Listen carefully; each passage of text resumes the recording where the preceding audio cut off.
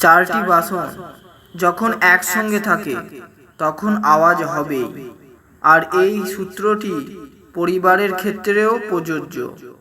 ভিন্ন ভিন্ন স্বভাবের মানুষ যখন একসঙ্গে থাকে তখন তর্ক বিতর্ক খুবই স্বাভাবিক। পরিবারের মতভেদে যখন আপনি শুনবেন তখন অনেক সমস্যার সমাধান আপনা আপনি হয়ে যাবে। কিন্তু যদি আপনি শোনাতে শুরু করেন তখন মন, সম্পর্ক আর সমস্যা সব কিছু জটিল হয়ে যাবে। যদি মৌন থাকেন তাহলে পরিবারের মন জয় করতে পারবেন। সর্বগুণ সম্পন্ন হওয়া এই সংসারের সবথেকে বড় অসত্য। সকল গুণ তো কারোর মধ্যেই থাকে না।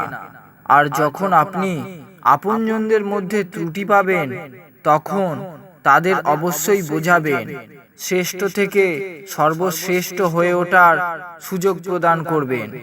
কিন্তু যখন ত্রুটি সবার মধ্যে দেখতে পাবেন তখন সংসারকে নয়, নিজেকে বোঝাবেন, নিজের দৃষ্টিকোণ পরিবর্তন করবেন।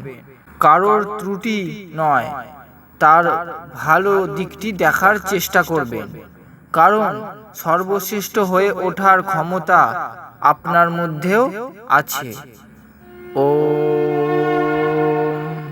সমস্যা এ হলো মানব জীবনের এক অভিন্ন অঙ্গ। সমস্যা যেন একটি জঙ্গলের ভয়ানক পশু, আর যখনই সমস্যা থেকে দূরে পালানোর চেষ্টা করবেন তখন সমস্যার ভয়ঙ্কর রূপের দর্শন পাবেন। আর যখন সেই সমস্যার সম্মুখীন হবেন সেই মুহূর্ত থেকে সেই সমস্যার সমাধান পেতে শুরু করবেন। সেই জন্য সমস্যা যত বড়ই হোক না কেন, যত ভয়ঙ্করই হোক না কেন, তাকে ভয় কখনোই পাবেন না। দৃঢ়ভাবে তার সম্মুখীন হন, জয়ী আপনিই হবেন।